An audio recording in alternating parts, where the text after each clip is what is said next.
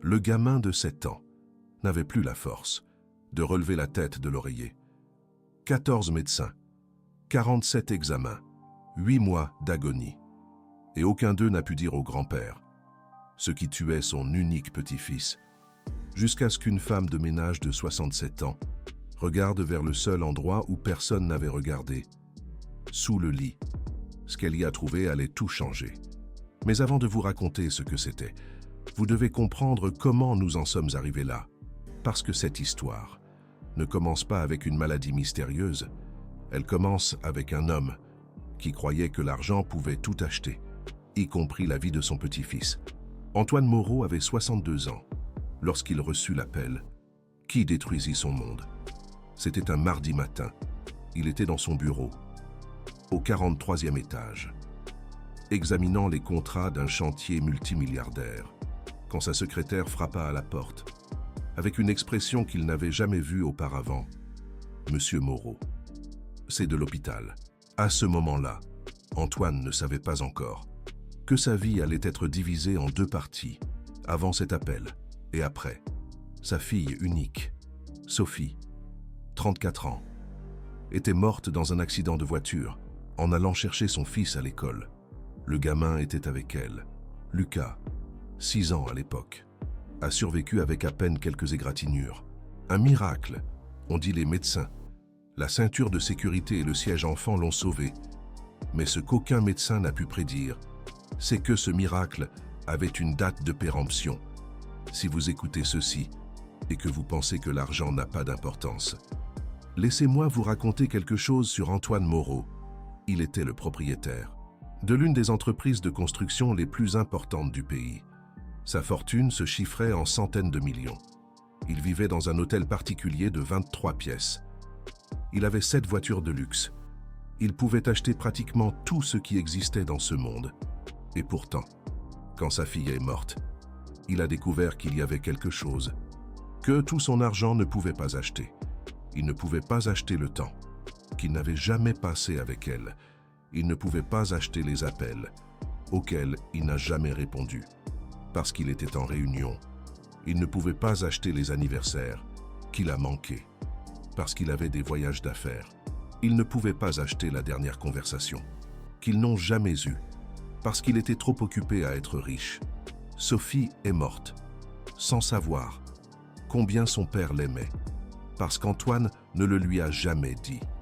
Après les funérailles, Antoine a pris une décision qui a surpris tous ceux qui le connaissaient.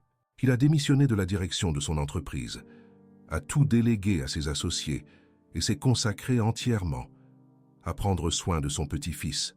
Lucas était la seule chose qui lui restait de Sophie. C'était sa seconde chance, sa manière de compenser toutes les années où il n'a pas été présent pour sa fille. Cette fois, ce serait différent, se jura Antoine. Cette fois, il serait là. Cette fois, il ne laisserait rien ni personne lui enlever sa famille. Ce qu'il ne savait pas, c'est que l'ennemi qui menaçait Lucas n'était pas quelque chose qu'il pouvait voir. Ce n'était pas quelque chose qu'il pouvait combattre avec de l'argent. Ce n'était pas quelque chose qu'aucun médecin au monde ne pouvait identifier. L'ennemi était caché dans l'endroit le plus inattendu. Les 6 premiers mois après l'accident ont été difficiles, mais porteurs d'espoir. Lucas manquait à sa maman. Il avait des cauchemars. Parfois, il pleurait, sans raison apparente. Les psychologues ont dit que c'était normal. Le deuil chez les enfants peut se manifester de nombreuses façons. Antoine a engagé les meilleurs thérapeutes, les meilleurs psychologues pour enfants, les meilleurs nounous. Il a entouré Lucas de tout l'amour et l'attention que l'argent pouvait acheter. Et ça a marché, petit à petit. Lucas a recommencé à sourire. Il a recommencé à jouer. Il a recommencé à parler de sa maman, sans pleurer. Il a commencé à appeler Antoine grand-père, au lieu de monsieur, comme il le faisait avant. Antoine a senti qu'il faisait quelque chose de bien, pour la première fois de sa vie. Mais alors, est arrivé le jour qui a tout changé. C'était un lundi d'avril. Antoine s'en souvient parfaitement, parce que c'était le jour où il a décidé de faire déménager Lucas dans la chambre spéciale. La chambre spéciale était la pièce la plus grande de l'hôtel particulier, après celle d'Antoine. Elle avait vue sur le jardin. Elle avait sa propre salle de bain. Elle avait de la place pour tous les jouets qu'un enfant pouvait désirer. Antoine avait dépensé plus de 100 000 € pour la rénover, spécifiquement pour Lucas. Lit importé d'Italie, matelas orthopédique de la meilleure marque, tapis persan, rideaux de soie, meubles faits sur mesure, tout ce qu'il y avait de mieux pour son petit-fils.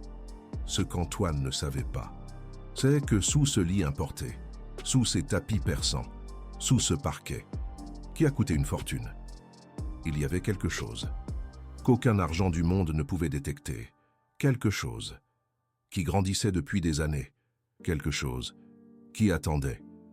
Les premières semaines, dans la nouvelle chambre, ont été parfaites. Lucas adorait sa nouvelle chambre. Il adorait la vue, il adorait l'espace, il adorait avoir sa propre salle de bain. Comme les grands, Antoine se sentait fier. Il faisait enfin quelque chose de bien, en tant que grand-père. Mais alors, 3 semaines exactement, Lucas s'est réveillé un matin en disant qu'il avait mal à la tête. Antoine n'y a pas prêté attention. Les enfants se plaignent de maux de tête tout le temps. Il lui a donné un comprimé pour enfants et l'a envoyé prendre son petit déjeuner. Le lendemain, Lucas n'a pas voulu prendre de petit déjeuner. Il a dit qu'il avait mal au ventre. Le 3e jour, la nounou l'a trouvé endormi, à 3 heures de l'après-midi. Quelque chose qui n'était jamais arrivé auparavant. Lucas était un enfant hyperactif, qui détestait les siestes. Le 4e jour, Antoine a remarqué quelque chose qui lui a glacé le sang. Les lèvres de Lucas étaient bleuies. Il a appelé le médecin immédiatement. Le premier médecin est arrivé en moins d'1 heure. C'était un pédiatre reconnu. Il avait soigné les enfants de présidents et d'hommes d'affaires. Il facturait 5 000 € pour une consultation à domicile. Il a examiné Lucas pendant 40 minutes, lui a posé des questions, a pris sa température, a vérifié sa gorge, ses oreilles, ses yeux. Finalement, il a retiré son stéthoscope et a regardé Antoine. « Monsieur Moreau, votre petit-fils a une infection respiratoire légère. Rien de grave. Je vais lui prescrire des antibiotiques. Et dans 1 semaine, il sera comme neuf. » Antoine a respiré, soulagé. Ce n'était qu'une infection. Les enfants tombent malades tout le temps. Ce n'était rien. Mais 1 semaine plus tard, Lucas n'était pas comme neuf. Il était pire.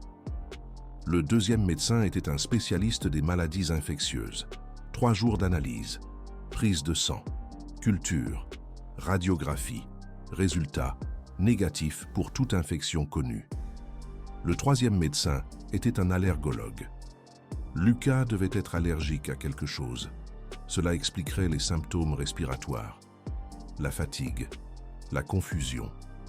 2 semaines de tests, des centaines d'allergènes analysés. Résultat, Lucas n'était allergique à rien. Le 4e médecin fut un neurologue. Peut-être y avait-il quelque chose dans le cerveau. Peut-être que l'accident avait laissé des séquelles qui ne s'étaient pas manifestées jusqu'à présent. IRM, électroencéphalogramme, tomographie. Résultat, le cerveau de Lucas était parfaitement normal. Le 5e médecin, le 6e, le 7e, chacun avec sa théorie, chacun avec ses examens, chacun avec ses factures de milliers d'euros, et aucun avec une réponse. Si, à cet instant, vous ressentez de la frustration, si vous ressentez de l'impuissance, imaginez multiplier cela par 1000. C'était ce qu'Antoine ressentait chaque matin, lorsqu'il entrait dans la chambre de son petit-fils et le voyait plus faible que la veille. Lucas, qui il y a 6 mois courait dans le jardin, pouvait maintenant à peine marcher jusqu'à la salle de bain. Lucas, qui il y a 6 mois parlait sans s'arrêter, maintenant murmurait à peine. Lucas, qui il y a 6 mois était un enfant plein de vie, ressemblait maintenant à un fantôme de lui-même. Et personne ne savait pourquoi.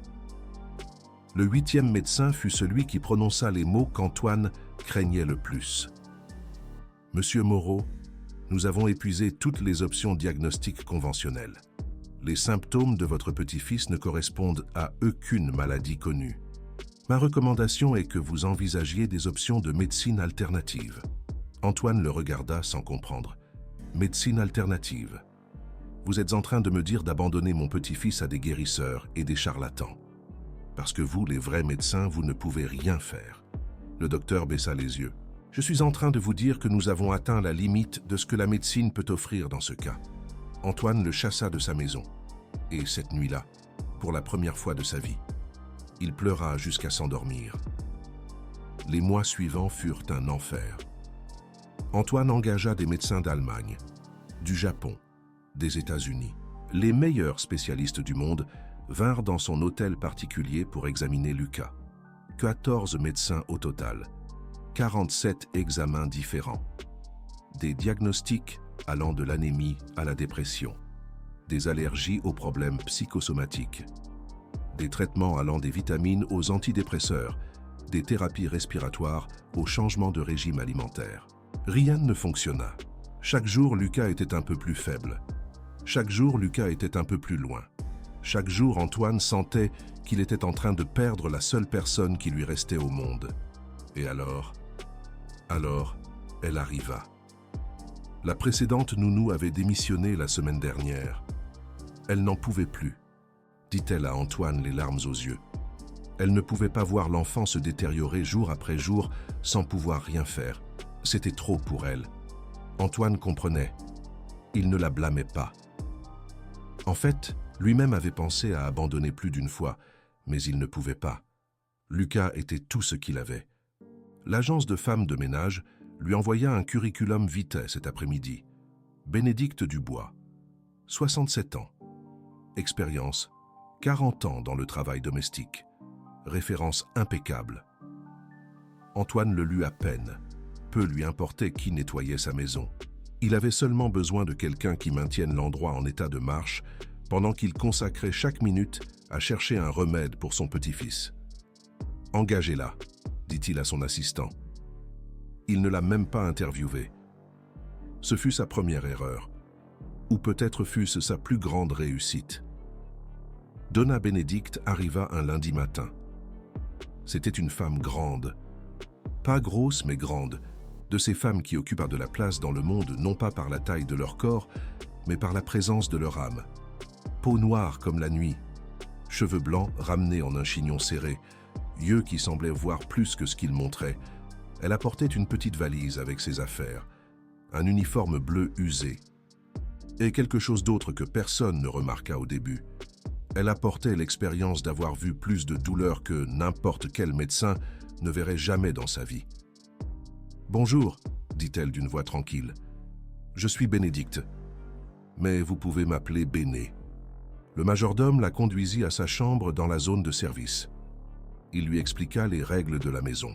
Il lui montra où étaient les produits de nettoyage. Et il l'avertit au sujet de l'enfant. « Le petit-fils du monsieur est très malade. Personne ne sait ce qu'il a. Les médecins ne peuvent rien faire. Alors ne vous approchez pas trop de lui. Nous ne voulons pas qu'il soit perturbé. » Bénédicte acquiesça. Mais ses yeux restèrent fixés sur la porte de la chambre de Lucas. Le premier jour, Bénédicte nettoya la cuisine. Le deuxième jour, elle nettoya les salles de bain. Le troisième jour, elle devait nettoyer la chambre de Lucas. Et c'est là que tout changea. Il était 9 heures du matin lorsque Bénédicte entra pour la première fois dans la chambre spéciale. Lucas était allongé sur son lit importé, couvert de draps de soie, entouré de jouets qu'il n'avait pas la force de toucher. L'enfant la regarda à peine lorsqu'elle entra. « Bonjour », dit Bénédicte doucement. « Je viens nettoyer. Je ne vais pas te déranger. » Lucas ne répondit pas. Il ferma seulement les yeux. Bénédicte commença à nettoyer, lentement, méthodiquement, comme elle avait nettoyé des milliers de chambres dans sa vie. Mais pendant que ses mains travaillaient, ses yeux observaient l'enfant pâle dans le lit, observaient la couleur de ses lèvres, observaient la façon dont il respirait, observaient tout. Et c'est alors qu'elle remarqua quelque chose qui la fit s'arrêter, L'odeur. C'était une odeur qui ne devrait pas être là, humide, terreuse, presque imperceptible. Mais pour quelqu'un qui avait passé 40 ans à nettoyer des maisons, c'était inconfondible. Bénédicte avait nettoyé des hôtels particuliers et des cabanes. Elle avait nettoyé des hôpitaux et des écoles. Elle avait nettoyé des maisons où il y avait eu des inondations, des maisons abandonnées, des maisons où l'humidité avait tout détruit. Et elle connaissait cette odeur. C'était l'odeur de moisissure, mais cela n'avait aucun sens. Cette chambre était neuve. Elle avait été rénovée il y a moins d'1 an. Les matériaux étaient de la meilleure qualité. Il ne devrait pas y avoir de moisissure ici. Bénédicte resta immobile un moment, reniflant l'air comme un chien qui détecte quelque chose que les humains ne peuvent pas percevoir. L'odeur venait de quelque part. Elle en était SRE. Mais elle décida de ne rien dire. Pas encore. Elle n'était qu'une femme de ménage. Une vieille noire et grosse qui nettoyait des sols. Personne ne ferait attention si elle disait qu'elle sentait quelque chose de bizarre dans la chambre de l'enfant malade. Alors, elle continua à nettoyer. Et elle continua à observer. Cette nuit-là, Bénédicte ne réussit pas à dormir. Allongée dans son petit lit dans la chambre de service, elle pensait à l'enfant dans la chambre spéciale. Elle pensait à ses lèvres bleuâtres. Elle pensait à sa respiration faible. Elle pensait à cette odeur que personne d'autre ne semblait remarquer. Et elle pensait à son propre petit-fils, Mathieu. Il avait 5 ans lorsqu'il est mort. Il avait également été faible. Il avait également eu des symptômes que personne ne pouvait expliquer. Il était également passé par des médecins qui ne trouvaient rien, jusqu'à ce qu'il soit trop tard. Le diagnostic arriva 3 jours après les funérailles. Intoxication au plomb. Les vieilles canalisations de l'hôtel particulier où il vivait empoisonnaient Lucas depuis des mois, des années peut-être. Lentement, silencieusement. Et personne ne l'avait vu. Ni les médecins avec leurs diplômes, ni les spécialistes avec leurs appareils sophistiqués. Personne. Sophie ne se pardonna jamais de ne pas l'avoir remarqué avant, de ne pas avoir vu les signes, de ne pas avoir fait confiance à son instinct de grand-mère qui lui disait que quelque chose n'allait pas. Lucas est mort il y a 22 ans. Et chaque jour depuis lors, Sophie s'était promis qu'elle n'ignorerait plus jamais ce que ses yeux voyaient, ce que son nez sentait, ce que son instinct lui disait, même si personne ne l'écoutait, même si elle n'était qu'une femme de ménage, même si elle n'était qu'une vieille dame noire et forte qui nettoyait des parquets. Le lendemain matin, Sophie arriva tôt dans la chambre de Lucas. Pas pour nettoyer, pour observer. Elle se planta dans l'embrasure de la porte et regarda le gamin dormir. Elle compta ses respirations. 12 par minute. Trop lente pour un enfant de son âge. Elle nota la couleur de sa peau, grisâtre, avec une teinte bleuâtre autour de la bouche, comme s'il ne recevait pas assez d'oxygène. Elle nota comment il bougeait, lent pesant comme si chaque mouvement lui coûtait un effort énorme. Et elle nota quelque chose d'autre. L'odeur était plus forte le matin. Après que le gamin ait passé toute la nuit dans cette chambre, l'odeur était définitivement plus intense. Sophie sentit un frisson lui parcourir l'échine. Elle connaissait ce schéma. Elle l'avait vu avant. Pendant les 3 jours suivants, Sophie fit quelque chose qu'aucun médecin n'avait fait en 8 mois d'examen et de consultation. Elle observa. Pas avec des équipements à des millions d'euros, pas avec des analyses de sang, pas avec des IRM, seulement avec ses yeux, ses oreilles, son nez. Et elle découvrit quelque chose qui changerait tout. Lucas allait toujours plus mal le matin, quand il venait de passer 8 ou 10 heures dans sa chambre. Lucas allait toujours un peu mieux quand il sortait de la chambre. Quand on l'emmenait dans le jardin, quand il allait à l'hôpital pour des examens, quand il passait du temps dans d'autres pièces de l'hôtel particulier. Et Lucas allait toujours de nouveau plus mal quand il retournait dans sa chambre. Le schéma était clair. Tellement clair que Sophie ne pouvait pas comprendre comment personne d'autre ne l'avait remarqué. Ou peut-être qu'il l'avait remarqué. Mais personne n'avait relié les points. Parce que personne n'avait pensé que l'ennemi pourrait être caché dans l'endroit le plus sûr de la maison, dans la chambre spéciale, dans le lit importé, sous tout ce luxe. Sophie savait qu'elle devait dire quelque chose. Mais elle savait aussi que personne ne l'écouterait. Elle n'était qu'une femme de ménage, une femme sans études, une vieille qui nettoyait des parquets. Qu'allait-elle savoir de maladies que 14 médecins n'avaient pas pu diagnostiquer? Mais alors, elle se souvint de Matthäus. Elle se souvint comment elle avait gardé le silence alors que son instinct lui disait que quelque chose n'allait pas. Elle se souvint comment elle avait fait confiance aux médecins au lieu de se faire confiance à elle-même. Elle se souvint comment elle avait perdu son petit-fils parce qu'elle avait eu peur de parler. Elle n'allait pas commettre la même erreur 2 fois. Cet après-midi-là, Sophie attendit qu'Antoine descende au salon. Elle s'approcha la tête baissée, comme les femmes de ménage s'approchent des patrons. « Monsieur, excusez-moi de vous déranger, mais j'ai besoin de vous dire quelque chose à propos de votre petit-fils. » Antoine la regarda avec un mélange de surprise et d'agacement. « Qui êtes-vous ? » ?»« Je suis Sophie, la nouvelle femme de ménage. Je nettoie votre hôtel particulier depuis 1 semaine. » Antoine acquiesça distrait. « Ah oui, car que voulez-vous ?» Sophie prit une profonde inspiration. « Monsieur, je crois que je sais ce qui rend votre petit-fils malade. » Antoine s'arrêta net. Il la fixa du regard pour la première fois. Une femme de 67 ans, noire, forte, avec un uniforme bleu délavé. Une femme de ménage qui était dans sa maison depuis 1 semaine. Et cette femme lui disait qu'elle savait ce que 14 médecins du monde n'avaient pas pu découvrir. Antoine faillit rire, mais il ne le fit pas, parce que quelque chose dans les yeux de Sophie le fit douter, quelque chose qui ressemblait à de la connaissance, quelque chose qui ressemblait à de la certitude, quelque chose qui ressemblait à la vérité. « Je vous écoute, » dit Antoine. Et Sophie lui raconta tout. L'odeur de moisi qu'elle détectait dans la chambre, le schéma qu'elle avait observé, comment Lucas allait plus mal après avoir passé du temps dans sa chambre et comment il allait mieux quand il en sortait, comment tout avait commencé juste quand il avait été déplacé dans cette chambre spéciale. Antoine l'écouta en silence, et quand elle eut terminé, il secoua la tête. Cette chambre a été refaite il y a moins d'1 an. Les meilleurs matériaux, les meilleurs constructeurs. Il n'y a aucune chance qu'il y ait de la moisissure là-dedans. Monsieur, je sais ce que je sens. Et je sens de la moisissure. Antoine la regarda avec un mélange de pitié et de frustration. Écoutez, Sophie, j'apprécie votre inquiétude, mais j'ai dépensé des millions d'euros pour les meilleurs médecins du monde. J'ai fait 47 examens, et aucun d'entre eux n'a mentionné quoi que ce soit à propos de moisissure ou d'humidité ou quoi que ce soit de ce genre.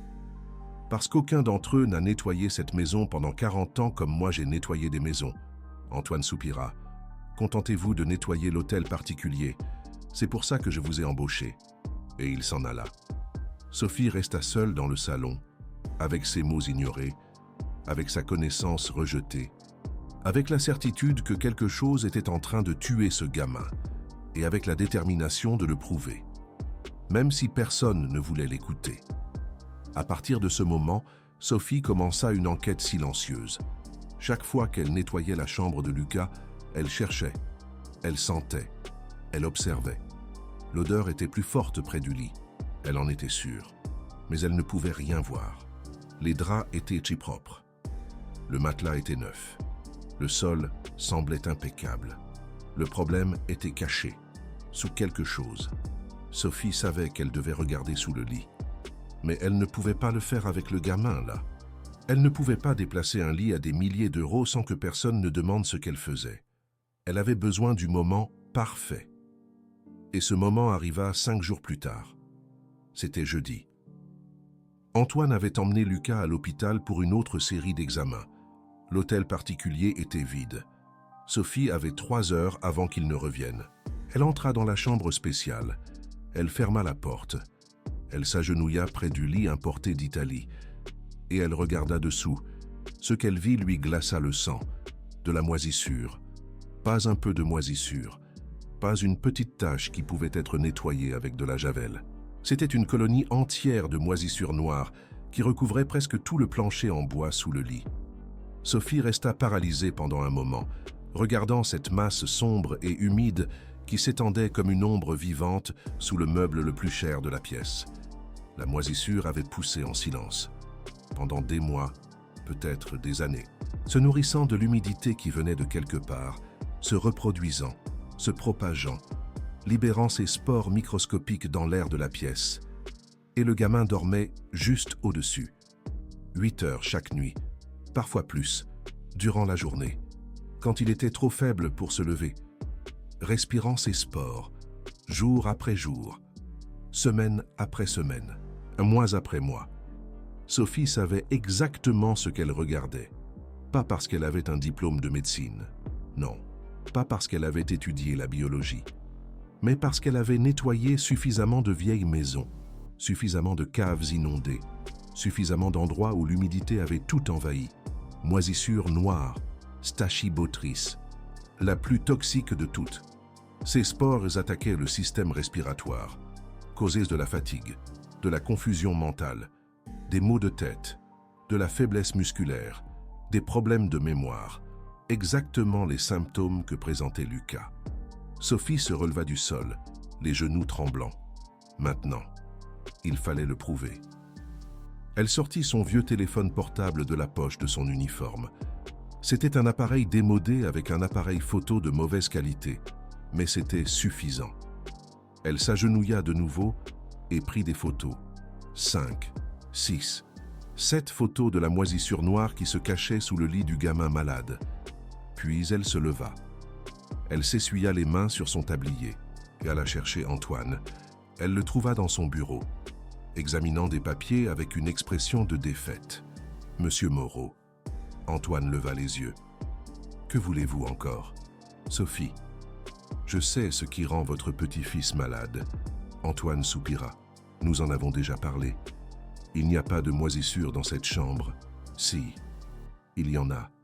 Et j'ai des photos. » Antoine resta silencieux un instant. « Quoi ?» Sophie tendit son vieux téléphone portable avec les photos sur l'écran. « Regardez, c'est sous le lit de Lucas, de la moisissure noire, la plus toxique qui soit. Elle pousse là depuis des mois, peut-être depuis avant qu'il n'emménage dans cette chambre. » Antoine prit le téléphone et regarda les photos. Son expression passa de l'incrédulité au choc. Ce n'est pas possible. Cette chambre a été rénovée il y a moins d'1 an.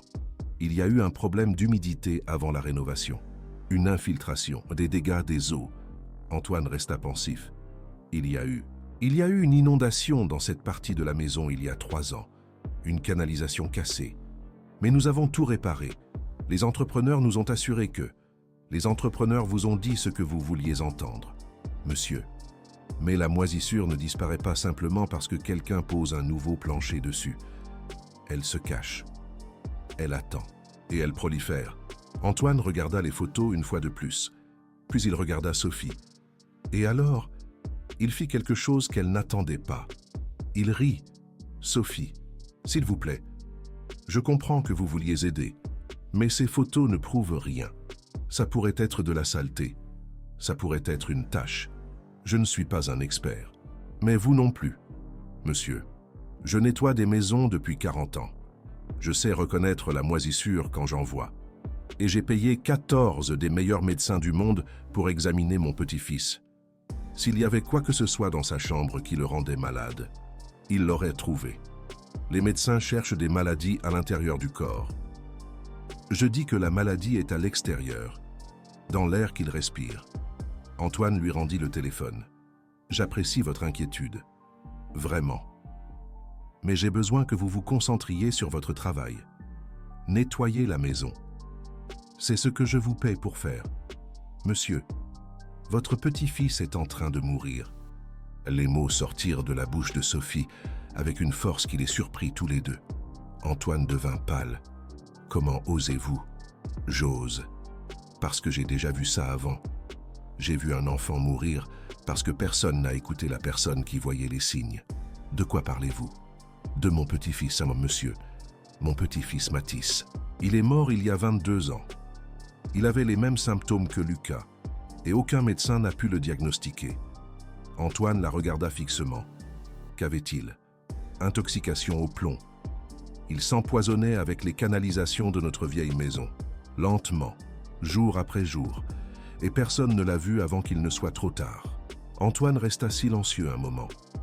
Puis il parla d'une voix froide. « Je suis désolé pour votre petit-fils, vraiment.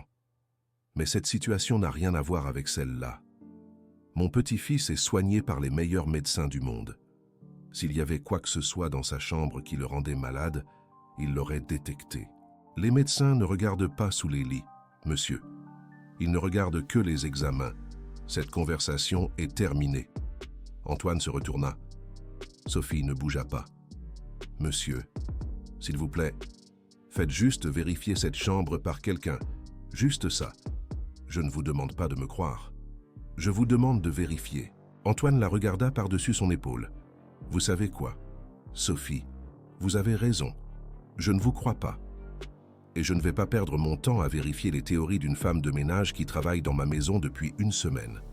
Mais monsieur, si vous mentionnez ce sujet à nouveau, vous êtes renvoyé. » Il sortit du bureau. Et Sophie se retrouva seule de nouveau, avec les photos sur son téléphone, avec la certitude de ce qu'elle avait vu, et avec le poids de savoir que personne n'allait l'écouter, cette nuit-là. Sophie fit quelque chose qu'elle n'avait pas fait depuis des années. Elle pria.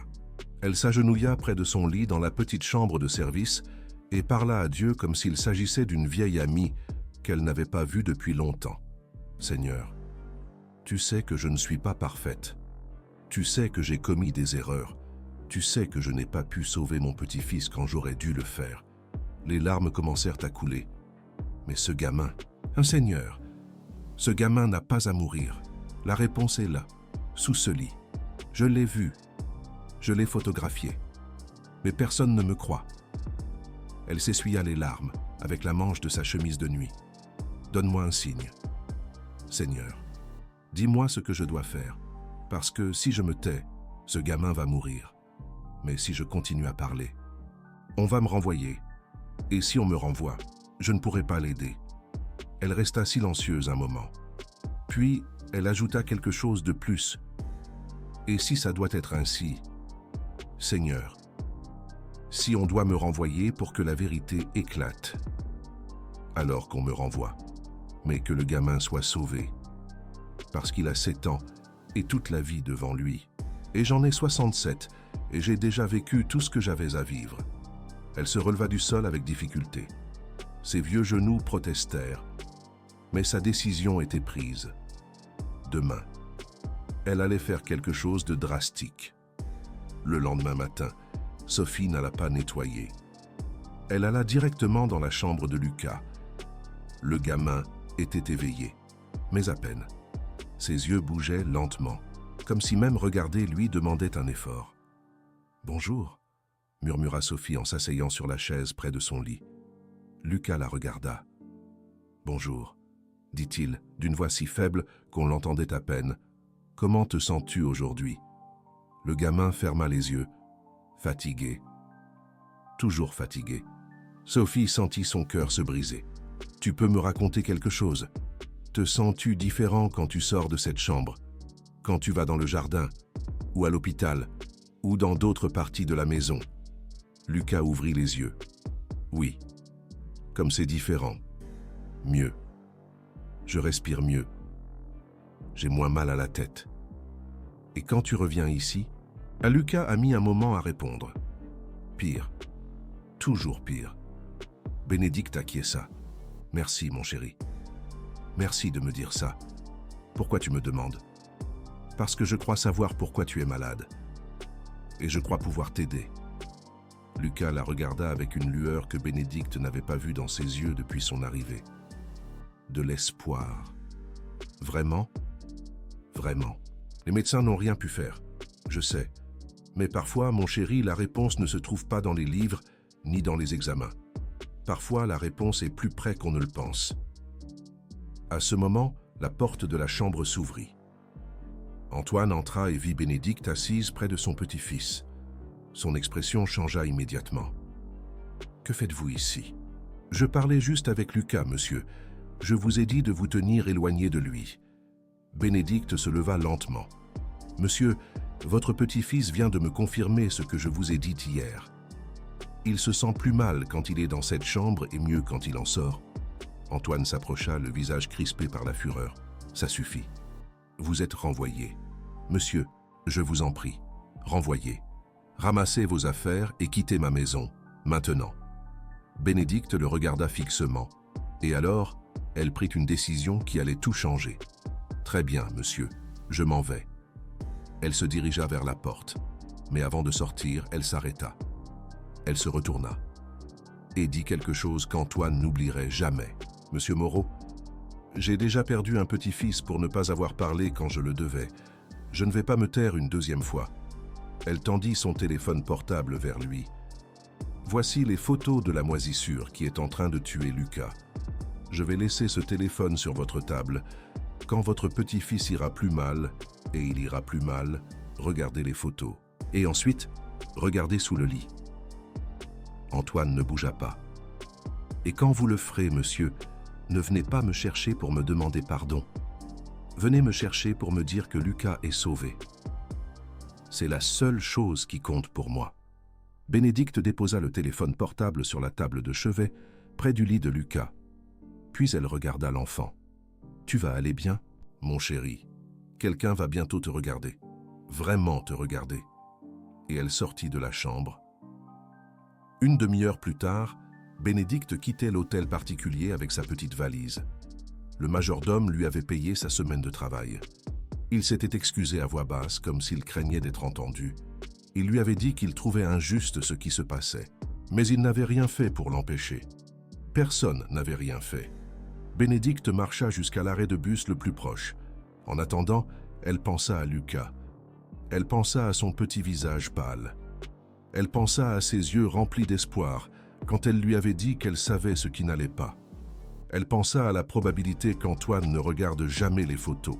Elle pensa à la probabilité que cet enfant meure à cause de l'orgueil d'un homme qui ne pouvait pas accepter qu'une femme de ménage en sache plus que 14 médecins. Les larmes commencèrent à couler. Mais Bénédicte ne les essuya pas. Elle les laissa couler. Parce que parfois, les larmes sont la seule façon de libérer le poids de savoir qu'on a fait tout ce qu'on pouvait. Et que ce n'était pas suffisant. 2 jours passèrent. Bénédicte était dans son petit appartement de l'autre côté de la ville, essayant de ne pas penser à Lucas. Elle avait appelé quelques amis qui travaillaient dans des familles bourgeoises. Elle leur avait parlé de la moisissure. Elle leur avait demandé si quelqu'un connaissait Antoine Moreau, de lui dire ce qu'elle avait découvert. Mais personne ne l'avait écouté. Une femme de ménage qui dit en savoir plus que les médecins. Ça sonne comme de la folie. Je vous demande seulement de vérifier, de regarder sous le lit. Oh Béné, arrête de te préoccuper des problèmes des riches. Ils ont de l'argent pour les résoudre. Mais cet enfant va mourir. Les enfants riches ne meurent pas, Béné. Ce sont les nôtres qui meurent. Bénédicte raccrocha le cœur brisé. Son ami avait raison. Les enfants riches ne mouraient pas. Ils avaient des médecins, des hôpitaux, des traitements, tout ce que l'argent pouvait acheter. Mais l'argent ne pouvait pas acheter ce dont Lucas avait besoin. Lucas avait besoin que quelqu'un regarde sous son lit. Et personne n'allait le faire. La 3e nuit après son renvoi, Bénédicte rêva de son petit-fils, Matteo. Dans le rêve, Matteo avait 5 ans, comme lorsqu'il est mort. Mais il n'était pas malade. Il souriait. Il courait dans un champ de fleurs qui n'existait nulle part que Bénédicte connaissait. « Mamie » cria Matteo, « viens jouer avec moi. » Bénédicte courut vers lui. Mais plus elle courait, plus Matteo s'éloignait. « Je n'arrive pas à t'attraper » cria-t-elle. « Tu n'as pas besoin de m'attraper, mamie. Tu dois attraper l'autre enfant. » « Quel autre enfant ?» Matteo pointa du doigt quelque chose derrière Bénédicte. « Celui-là. Celui qui a encore le temps. » Bénédicte se retourna et vit Lucas, debout, seul au milieu du champ. Pâle, faible, les lèvres bleues. « Aide-moi » murmura l'enfant. Bénédicte se réveilla en hurlant. Le lendemain matin, Bénédicte fit quelque chose qu'elle n'avait jamais fait de sa vie. Elle appela la police. Elle expliqua la situation à l'opératrice. Elle lui dit qu'il y avait un enfant qui tombait malade dans un hôtel particulier, qu'il y avait de la moisissure toxique dans sa chambre, que le père refusait de vérifier. L'opératrice l'écouta patiemment. Et ensuite, elle lui dit qu'il ne pouvait rien faire. « Madame, ce que vous décrivez n'est pas un crime. Si le père de l'enfant ne veut pas vérifier sa chambre, c'est sa décision. Mais l'enfant est en train de mourir. Il est suivi par des médecins. Les médecins n'ont rien trouvé. Alors peut-être qu'il n'y a rien à trouver.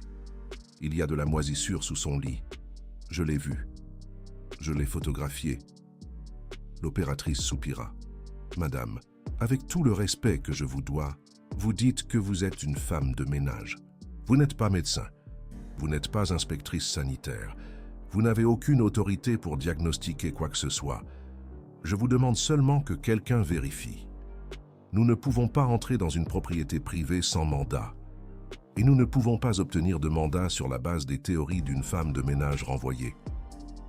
Bénédicte raccrocha. Elle resta assise en silence pendant un long moment. Et alors, elle comprit quelque chose de terrible. Personne n'allait l'aider. Ni la police, ni les médecins, ni les amis. Personne. Lucas était seul. Et la seule personne qui savait ce qui le tuait était une vieille noire et grosse que personne n'écoutait. La 4e nuit, Bénédicte ne parvint pas à dormir. Elle s'assit près de la fenêtre de son petit appartement, regardant les lumières de la ville. Quelque part dans cette ville, Lucas était allongé dans son lit à des milliers d'euros, respirant des spores toxiques, s'affaiblissant à chaque heure qui passait. Et il n'y avait rien qu'elle puisse faire. Ou si, il y avait quelque chose. Quelque chose qu'elle avait écarté parce que cela semblait impossible. Mais à situation désespérée, mesure désespérée. 6 heures du matin, au 5e jour. Bénédicte se tenait devant les portes de l'hôpital le plus prestigieux de la ville. Pas comme patiente, pas comme visiteuse, mais comme quelqu'un qui détenait une information, qui pouvait sauver une vie. Elle passa 3 heures à attendre, jusqu'à ce qu'elle réussisse finalement à parler à un médecin. Elle lui raconta tout, le gamin malade, les 14 médecins qui n'avaient rien trouvé, la moisissure noire sous le lit, le schéma des symptômes qui correspondait à une intoxication par des mycotoxines. Le docteur l'écouta, avec une expression sceptique. Quand elle eut terminé, il demanda quelque chose que Bénédicte n'attendait pas. « Avez-vous des photos ?»« Oui. Enfin, non. Je les ai laissées avec le grand-père du gamin, sur mon téléphone. Donc, vous n'avez pas de preuves. J'ai ma parole. » Le docteur soupira. « Madame, chaque semaine, quelqu'un vient ici, avec des théories sur des maladies que les médecins ne peuvent pas diagnostiquer. Chaque semaine, quelqu'un croit avoir découvert quelque chose que nous n'avons pas vu. Et chaque semaine, je dois leur expliquer que la médecine ne fonctionne pas comme ça. Docteur, je sais ce que j'ai vu. Ce que vous avez vu pourrait être beaucoup de choses. Ça pourrait être de la saleté, ça pourrait être une tache, ça pourrait être de la moisissure commune, qui ne représente aucun danger. C'était de la moisissure noire, je l'ai reconnue. Êtes-vous experte en champignons? Je suis experte, à nettoyer des maisons.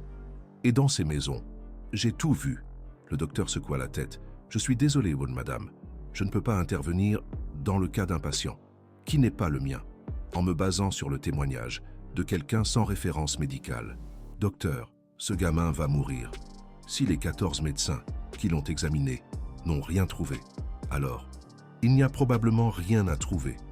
Oulax, il cherche probablement au mauvais endroit.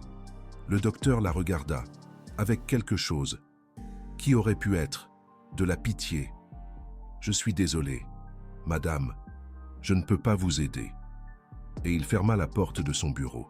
Bénédicte resta debout, dans le couloir de l'hôpital, seule, ignorée, rejetée, comme toujours, comme toute sa vie. Cette nuit-là, Bénédicte rentra dans son appartement et s'affala dans son vieux fauteuil. Elle n'avait plus d'option. Elle avait tout essayé. Elle avait parlé à Antoine.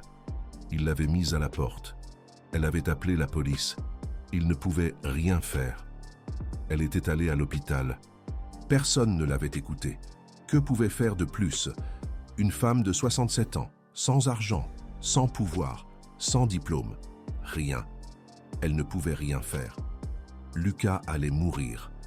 Et elle allait devoir vivre avec ça, comme elle avait vécu avec la mort de Matisse, comme elle avait vécu avec tous les échecs de sa vie, comme elle avait vécu avec la certitude que, dans ce monde, les personnes comme elle n'avaient simplement aucune importance.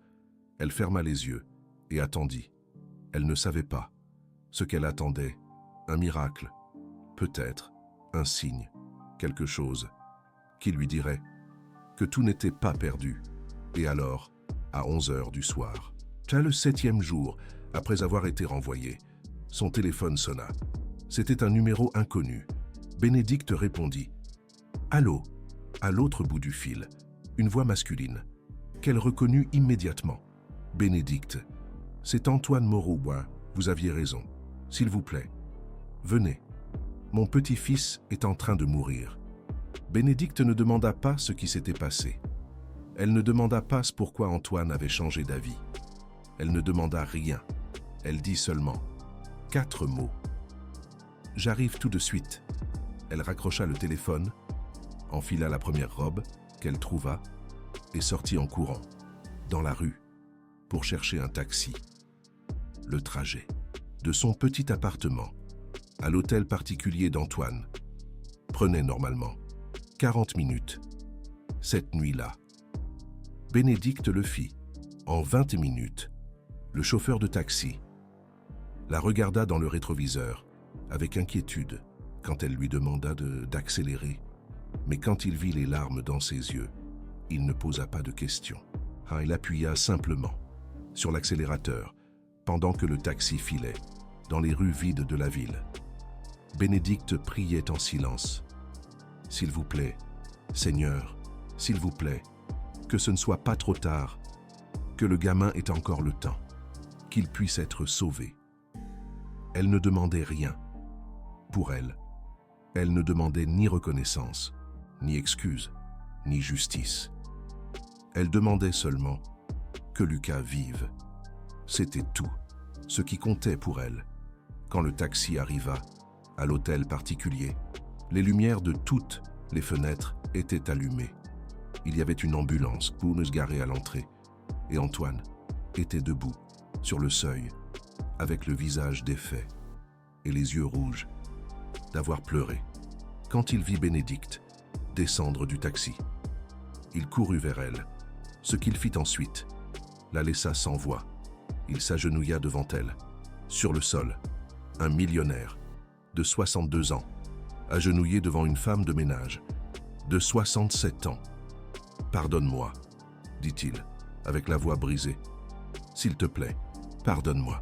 Tu avais raison, en tout. » Bénédicte le prit par les épaules et l'aida à se relever. « Il n'y a rien à pardonner, monsieur. Dites-moi seulement ce qui est arrivé à Lucas. » Antoine déglutit. « Il y a 3 heures, il a eu une crise. Il a arrêté de respirer. J'ai cru qu'il allait mourir dans mes bras. Mon Dieu, les ambulanciers ont réussi à le stabiliser, mais ils ont dit que ses poumons sont très endommagés, qu'il a besoin d'une attention spécialisée. Ils l'emmènent à l'hôpital tout de suite. » Bénédicte acquiesça. « Et la moisissure? Avez-vous vérifié sous le lit ?» Antoine ferma les yeux. « Il y a 2 jours. J'ai finalement regardé les photos sur votre téléphone. Et ensuite, j'ai regardé sous le lit.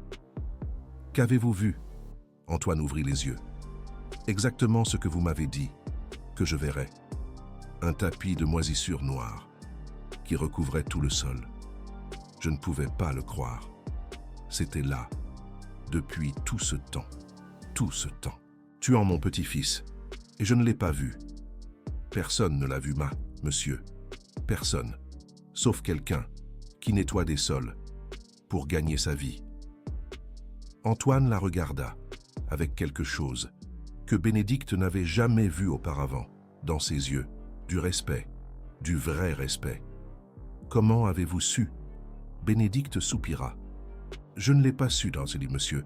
Je l'ai senti, dans 40 ans, à nettoyer des maisons, vous apprennent à reconnaître l'odeur de l'humidité, de la moisissure, des choses qui se cachent là où personne ne regarde. » Antoine secoua la tête. « J'ai dépensé des millions de dollars pour les meilleurs médecins du monde. J'ai fait 47 examens et aucun d'eux n'a pensé à regarder sous un lit. Parce que les médecins cherchent des maladies à l'intérieur du corps, monsieur, pas dans l'environnement, pas dans les endroits évidents, pas là où une simple femme de ménage où elle ne saurait chercher. Antoine lui prit les mains. « Venez avec moi, à l'hôpital. S'il vous plaît, je veux que vous soyez là quand ils réveilleront Lucas. » Bénédicte acquiesça. Bien sûr, et ensemble, ils montèrent dans l'ambulance qui attendait. L'hôpital était un bâtiment énorme et froid. Bénédicte marcha dans ses couloirs en sentant qu'elle n'appartenait pas là, avec sa vieille robe, ses chaussures usées, sa peau noire et son corps rond. Mais Antoine ne lâchait pas sa main. Il l'emmena directement à l'unité de soins intensifs pédiatriques. Là était Lucas, allongé sur un lit d'hôpital, entouré de machines et de tubes, plus pâle que jamais, plus fragile que jamais, mais vivant, encore vivant. Les médecins se sont approchés d'Antoine. « Monsieur Moreau, nous devons vous parler. Vous pouvez parler devant elle. Elle fait partie de la famille. » Bénédicte sentit quelque chose remuer dans sa poitrine. De la famille. Il avait dit « de la famille ». Les médecins échangèrent des regards. « Très bien. Nous avons analysé les prélèvements de l'environnement que vous nous avez envoyés. La moisissure trouvée sous le lit de votre petit-fils est du Stachybotrys chartarum, une moisissure noire, toxique. » Antoine acquiesça. « Qu'est-ce que cela signifie pour Lucas ? » « Cela signifie que nous avons traité les mauvais symptômes pendant 8 mois. Les problèmes respiratoires, la fatigue, la confusion mentale. Tout était causé par l'exposition prolongée aux mycotoxines de la moisissure. Mais il peut se rétablir, n'est-ce pas? Il peut aller mieux? » Le médecin soupira. « Il est trop tôt pour le savoir. Les dommages pulmonaires sont significatifs. Les prochains jours seront critiques. Qu'est-ce qu'il vous faut? Dites-moi ce qu'il vous faut et je le trouve. La seule chose dont votre petit-fils a besoin maintenant, monsieur Moreau, c'est du temps. Du temps loin de la source de contamination. Du temps pour que son corps se rétablisse. » Antoine s'effondra sur une chaise. Bénédicte s'approcha de lui et posa une main sur son épaule. « Il va s'en sortir, monsieur. Je le sais. » « Comment le savez-vous » Bénédicte regarda Lucas dans son lit. « Parce que ce gamin est un battant. Il a survécu 8 mois en respirant du poison. S'il a pu supporter ça, il peut supporter n'importe quoi. » Antoine leva les yeux. « Merci, Bénédicte. Merci de ne pas avoir abandonné. Merci d'avoir laissé votre téléphone. Merci de m'avoir obligé à voir ce que je ne voulais pas voir. Ne me remerciez pas, monsieur. Remerciez Dieu et le flair d'une vieille femme de ménage. » Les 3 jours suivants furent les plus longs de la vie d'Antoine Moreau et de Bénédicte. Aucun des deux ne quitta l'hôpital. Antoine avait fait installer un lit pour Bénédicte dans la chambre de Lucas. Il avait ordonné qu'on lui apporte de la nourriture, des vêtements, tout ce dont elle avait besoin. Mais Bénédicte n'avait besoin de rien de tout ça. Elle avait juste besoin d'être là, à veiller sur l'enfant, à prier pour lui, à attendre le moment où il ouvrirait les yeux. Le 4e jour, à 6 heures du matin, Bénédicte somnolait sur sa chaise près du lit de Lucas quand elle sentit quelque chose. Une petite main touchant la sienne. Elle ouvrit les yeux d'un coup et vit Lucas la regarder. Ses yeux n'étaient ni plus vitreux ni éteints. Ils étaient clairs, brillants, vivants. « Bonjour » murmura l'enfant. Bénédicte sentit son cœur exploser de joie. « Bonjour mon chéri, comment tu te sens ?» Lucas réfléchit un moment avant de répondre. « Mieux. Je peux respirer. Je n'ai plus mal à la tête. » Les larmes commencèrent à couler sur les joues de Bénédicte. « Merci, Seigneur, merci. »« Pourquoi tu pleures ?» demanda Lucas. « Parce que je suis heureuse, mon chéri. Je suis très, très heureuse. » L'enfant sourit, un sourire faible, mais un sourire. Le premier vrai sourire que Bénédicte avait vu sur son visage depuis son arrivée à l'hôtel particulier. « Tu m'as sauvé ?» dit Lucas.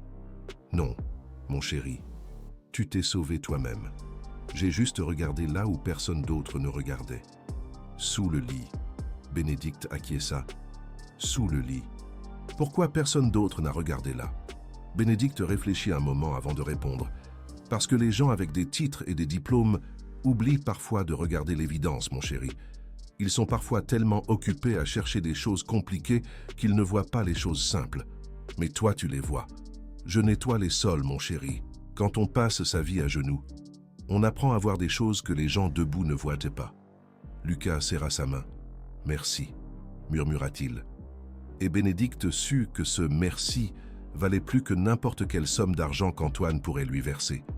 Valait plus que n'importe quelle reconnaissance. Valait plus que n'importe quoi au monde. Parce que c'était le merci d'un enfant qui était vivant, grâce à elle. Si vous écoutez ceci et que vous croyez encore que les personnes humbles ne peuvent pas changer le monde, laissez-moi vous raconter ce qui s'est passé ensuite. Lucas s'est rétabli. Pas immédiatement. Ce n'était pas un miracle instantané. Il a fallu des semaines de traitement, à des mois de réadaptation pulmonaire, une année complète de suivi médical. Mais il s'est rétabli. Ses poumons ont guéri. Son énergie est revenue. Son sourire est revenu. Et tout ça parce qu'une femme de ménage de 67 ans a décidé qu'elle sentait quelque chose de bizarre dans une chambre de luxe. Antoine Moreau a changé. Pas juste un peu. Il a changé complètement.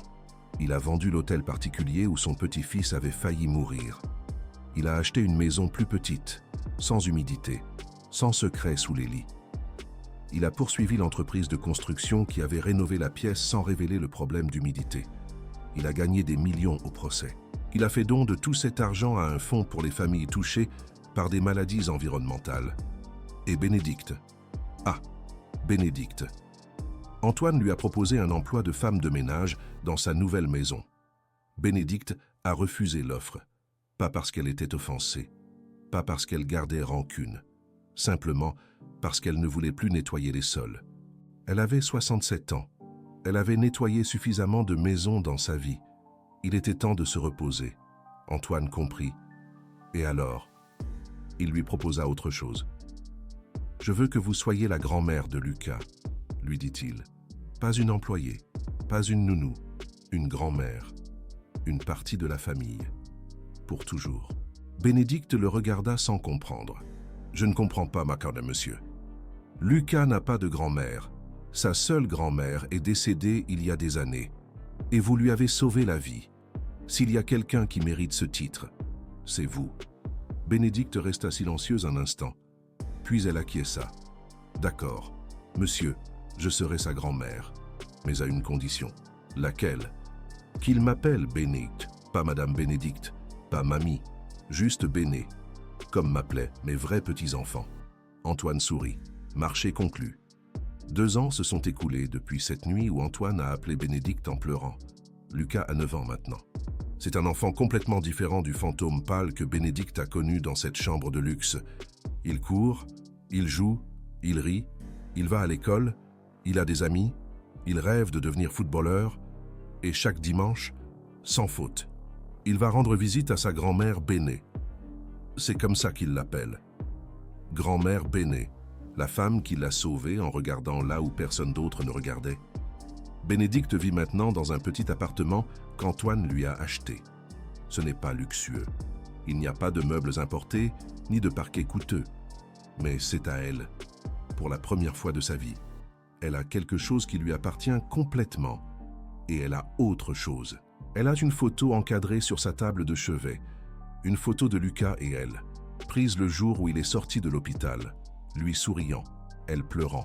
Sous la photo, il y a une phrase écrite à la main par Lucas lui-même. « Pour ma grand-mère Béné, la seule personne qui a regardé sous mon lit. Je t'aime pour toujours. » Antoine a aussi changé d'autres manières. Elle créa une fondation. Elle l'appela l'Institut Bénédicte. Des yeux qui voient. Sa mission est d'éduquer les médecins, les architectes et les constructeurs sur les dangers des maladies environnementales, sur l'importance de vérifier non seulement le corps des patients, mais aussi les espaces où ils vivent. Chaque année, l'Institut forme des centaines de professionnels. Chaque année, ces professionnels détectent des dizaines de cas de maladies causées par des moisissures, du plomb, de l'amiante et d'autres toxines cachées. Chaque année, des enfants sont sauvés parce que quelqu'un a appris à regarder là où personne d'autre ne regardait.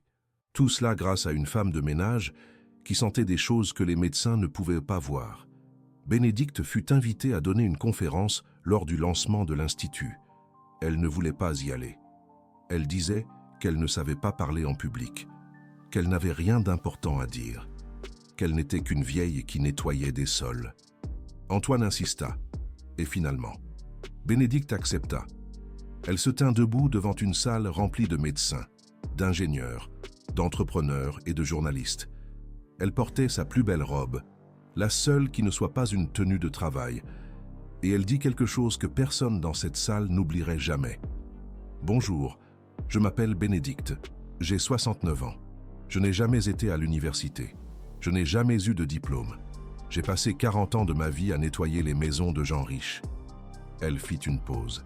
« Et il y a 2 ans, j'ai sauvé la vie d'un enfant de 7 ans qui était en train de mourir dans une de ces maisons. Je l'ai sauvé parce que j'ai regardé sous son lit, chose que 14 médecins diplômés et 47 examens avec des machines à des millions d'euros n'avaient pas pensé à faire. La salle était dans un silence complet. Je ne vous raconte pas ça pour me vanter. Je ne vous raconte pas ça pour vous humilier. Je vous raconte ça pour que vous compreniez quelque chose de très simple. » Bénédicte regarda les médecins dans l'assistance. La sagesse ne vient pas des diplômes. Elle vient de l'expérience. Elle vient du fait de passer sa vie à observer. Elle vient du fait d'être à genoux, près du sol, là où les choses se cachent. Elle fit une autre pause. Vous êtes des médecins brillants, des ingénieurs talentueux, des entrepreneurs couronnés de succès. Mais parfois, les personnes les plus intelligentes sont celles qui voient le moins, parce qu'elles sont tellement occupées à regarder vers le haut qu'elles oublient de regarder vers le bas. Elle pointa le sol sous ses pieds. C'est là que vivent les secrets. C'est là que se cachent les maladies. C'est là que se trouve parfois la réponse que tout le monde cherche. Bénédicte sourit. Alors, la prochaine fois que vous ne pourrez pas diagnostiquer un patient, la prochaine fois que les examens ne montreront rien, la prochaine fois que la médecine n'aura pas de réponse, faites ce que fait une femme de ménage. Regardez sous le lit.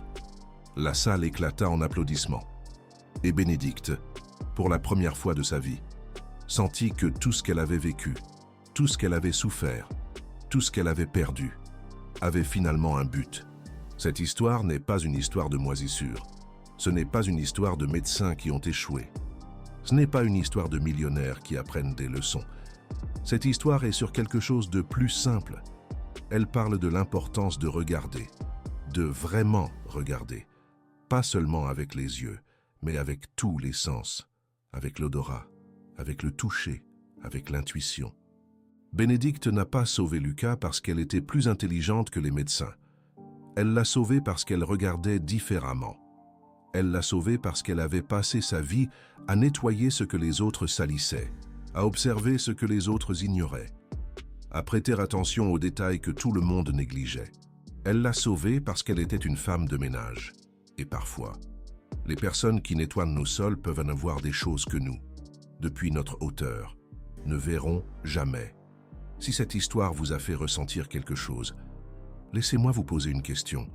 Qui est la Bénédicte dans votre vie? Qui est cette personne humble, sans diplôme, sans reconnaissance, qui voit parfois des choses que vous ne pouvez pas voir? Cela peut être la dame qui nettoie votre bureau. Cela peut être le concierge de votre immeuble. Cela peut être votre grand-mère qui n'a jamais été à l'école. Cela peut être n'importe qui. La question est, êtes-vous en train de l'écouter?